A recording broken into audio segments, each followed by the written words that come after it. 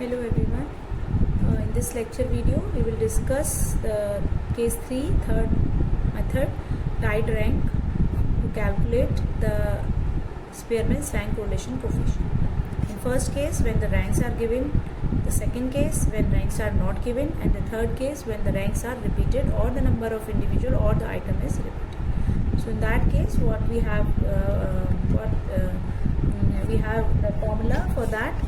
So suppose when two or more individuals have same rank in one or both characteristics, then this situation is said to be tied.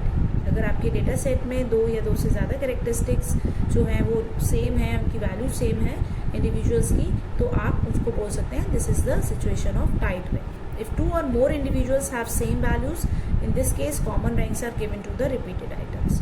अगर दो या दो से ज़्यादा individuals have the same values, in this case the common ranks are given to the repeated items. What is that common rank? The major problem is what is that common rank? This common rank is the average of ranks they would have received in if there were no repetition. एक common rank कैसे निकालनी है? Common rank निकालनी है. This is the rank which is the average of ranks. उन ranks का average है जब suppose करें कि उनको repetition नहीं है और तब उनको वो rank assign की जाती है. For example, suppose this data set X 50, 70, 80, 80, 85 and 90. So how would you rank? Like here you see 80 is repeated twice. So first rank is go for 90. 90 is the maximum value. Then 85 to now. The next is 80 and 80. So you'll give 3 rank for this 80 and 4 rank for this 80. If there is no repetition तो हम किसी एक को 3 देते हैं और किसी एक को 4. तो इसे 3 दे सकते हैं, ऐसे 4 या ऐसे 3 या ऐसे 4, कोई फर्क नहीं पड़ता. Now you have to find out the average of these numbers. There are 2 numbers, then average is 4 + 3 divided by 2. 4 + 3 divided by 2. So it equal to 3.5. Now assign 3.5 and 3.5 for both the 80s, right. Now you can use the rank 3 and 4. 1, 2 तो आपने यहाँ assign कर दिया था. Now you can use 3 and 4. Now the next rank is start from 5, not 3 and 4, because 3 and 4 have already been used to find out the rank of 80. So the next rank is 5, which is go for 70, and the next is for 50. This is equal to 6. So these are the method to find out the rank for the repeated values. Suppose next example, एक और एक example हमें यहाँ दिया हुआ है. आप यहाँ देखेंगे 50, 70, 80, 90, 80, 120, 110, 110, 110 and 100. So first the maximum value is 120, so 1, and the next is 110. तो अब हम कैसे रैंक असाइन करेंगे? 1 हो गया, 2, 3, 4, 2, 3 और 4. Now find the average. 2 + 3 + 4 9. 9 divided by 3. 3 number है ना, तो 3 नंबर है. 2 + 3 + 4, 3 का एवरेज कैसे होगा? 3 से डिवाइड करेंगे. तो this is equal to 9 divided by 3, which is equal to 3. You can assign 3, 3, 3. The average of these 3 numbers 3, 3, 3. Now you can use 2, 3 and 4. The next rank is from 5. तो 100 को आपने 5 दिया. 5 के बाद 90, 6 हो गया. 90 के बाद है 80. तो 6 के बाद आपने दिया ऐसे 7 और इसे दिया 8. 7 and 8. The average of 7 + 8. 7 + 8 is equal to 15. 15 divided by 2 is 7.5. So we'll give 7.5 and 7.5. Right? Now we use 7 and 8. The next rank is 9 and then is 10. So this is the method to find out the ranks when the number of items are repeated. So this is the method to find out the rank.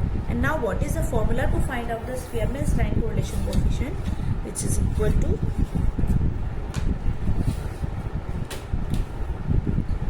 when there is a repetition of rank, a correction factor. ये जो factor है, this is added to summation d square. अगर tied rank है तो this is the correction factor which we have to use in this formula, in the Spearman's rank correlation formula. This is m square minus 1/12. This is added in this summation d square. Then what is m here? M is the number of times a rank is repeated. कोई एक rank कितनी बार repeat होती है वो होता है आपका m. Suppose करिए नंबर 3 जो है वो 3 बार रिपीट हो रहा है, then m is equal to 3. Another number 2 is repeated 4 times, then another m is equal to 4. So this m is the number of times a rank is repeated. It is very important to know that this correction factor is added for every repetition of rank in both characters. दोनों ही x और y दोनों में ही आपको देखना होगा कि कौन कौन से आइटम्स या जो इंडिविजुअल्स हैं वो रिपीट हो रहे हैं. It means that you can add this correction factor for every repetition of the rank in both the characters. This is very important. So this RS is equal to 1 minus 6 bracket summation d square में ये correction factor आपको जोड़ने हैं. m1 square minus 1 upon 12 plus m2 square minus 1 upon 12 plus dash dash dash. Means जितने repetitions होंगे, जितने किसी एक नंबर के repetition होंगे, उतनी बार ही ये correction factor add होगा for both x and y. Right? तो अब इसके लिए एक एग्जाम्पल करते हैं जिससे आपको और क्लियर हो जाएंगी ये सारी चीज़ें. तो the example is calculate rank correlation coefficient from the following data. Expenditure on advertisement and profit. Expenditure and profit. तो the values are here. Now we can find the rank first. सबसे पहले rank निकालिए. Rank of X, the maximum value is 25 से 1. 25 के बाद आता है 22 से 2, उसके बाद 20 से 3, दैन 15 4, उसके बाद आता है 14. 4 तक तो हमने रैंक दे दिया. Now this 5 6 and 7. 5 6 and 7 divided by 3. So what is equal to 5 6 and 7? What is 5 6 and 7 is equal to 18. 18 divided by 3 is 6. So 18 divided by 3 is 6. So you can rank 14 as 6, 6 and 6. Now the ranks are used by 7. The next rank is from 8. This is 8. This 10 is 8. Finish. Now RY. Similarly RY. The maximum value is 40. Say 1. 40 के बाद 25. So there are 225 here. So 2 plus 3. 2 plus 3 divided by 2, 2 plus 3 divided by 2, that is equal to 2.5. So you write down 2.5, 2.5. The next rank will start from after 3, यानी 4 से start करें. तो 18, 4 के बाद 5, 12, 5, 12 के बाद 10, 6 and then 7, and then 8, right? So there are the Rx and Ry. Now find D, the difference between the ranks, and D square. Find out summation D square. How to apply the formula?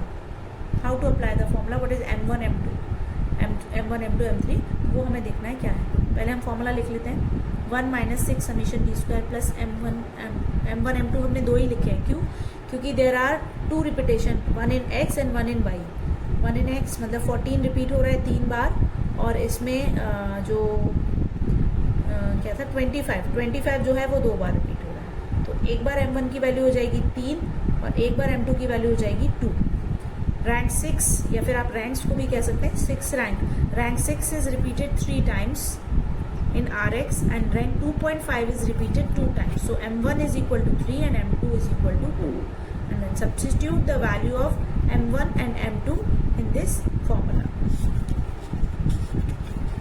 So देखिए 1 minus 6 summation D square is 83.5. तो आपने रख दिया 83.5 plus M1 square minus 1 upon 12 यानी 3 square minus 1 upon 12 plus M2 2 square minus 1 upon 12. n square minus 1, n is 8 square minus 1. Now you have to solve this. Solve like this 83.5, 3 square minus 1, 9 minus 1, 9 minus 1 into 8, 9 minus 1 is equal to 8, 2 square यानी 4 minus 1. ठीक है, इसको थोड़ा सा solve कर लिया, नीचे solve कर लिया, and you will find what is the rank correlation coefficient. Rank correlation coefficient is minus 0.024. Just a minute. This is 1 minus I think this is there is 1 minus 0.024 या -0.024.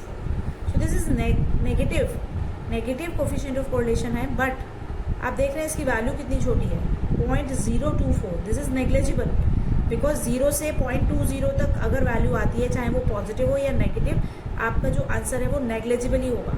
मतलब एक्सपेंडिचर और profit के बीच में there is no correlation, negligible correlation, ना के बराबर correlation है, और उसे हम मान नहीं सकते क्योंकि बहुत छोटी है और वो भी नेगेटिव. तो this is the significance of the result. Coefficient of correlation आप कार्ल पियर्सन में निकालें या रैंक कोरिलेशन में निकालें, आप इजीली उसको जस्टिफाई कर सकते हैं.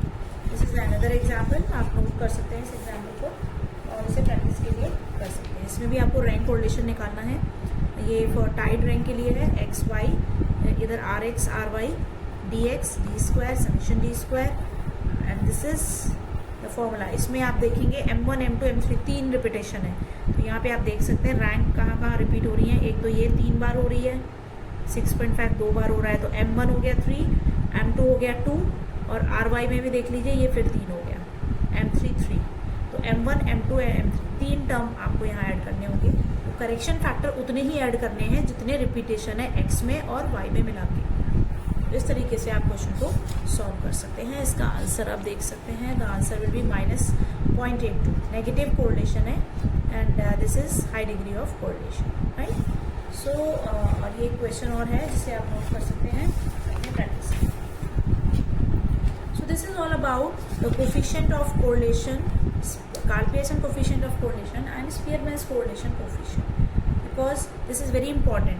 अगर आपको coefficient of correlation निकालना है, अगर Karl Pearson आता है तो Karl Pearson निकालेंगे, Spearman's आता है तो Spearman rank correlation निकालेंगे, और अगर सिर्फ coefficient of correlation आता है तो आप अगर चाहें तो Karl Pearson से भी निकाल सकते हैं और rank correlation से भी आंसर को कैलकुलेट कर सकते हैं. उसके लिए आप प्रैक्टिस करिए. कुछ क्वेश्चंस हैं यहाँ पे तो आप उनको देख सकते हैं.